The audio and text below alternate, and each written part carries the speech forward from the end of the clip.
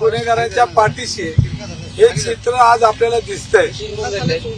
2 दिवसापूर्वी पुण्यामध्ये ज्या 2 इंजिनियर मुलांची अपघात बनवण्याची हत्या झाली आणि हत्या झाल्यानंतर पोलीस अधिकाऱ्यांनी ज्या पद्धतीने याचा तपास केला, ह्या तपासामध्ये अनेक त्रुटी ठेवल्या। ह्या प्रकरणामध्ये 2 एफआयआर फाडल्या गेल्या आणि अशा वेळेला पुणेकर रस्त्यावर आल्यानंतर माननीय गृहमंत्री देवेंद्र फडणवीसांना इथे यावं लागलं। या संदर्भात जी काही कारवाई पोलिसांनी केली पाहिजे ती सगळी पोलिसांनी उघडपणे केलेली आहे। आणि एवढंच नाही तर ज्युव्हेनाइल जस्टिस बोर्डने जो चुकीचा निर्णय दिला होता त्याच्या विरोधात वरच्या कोर्टात जाऊन पुन्हा ज्युव्हेनाइल जस्टिस बोर्डाकडे ती केस रिमांड करून घेऊन तो निर्णय देखील बदललेला आहे।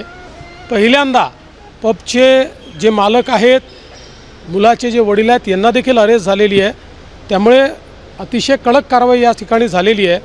पण प्रत्येक गोष्टीचं राजकीयकरण करणं असा हा जो उद्योग चाललेला आहे हा काही योग्य नाही आहे।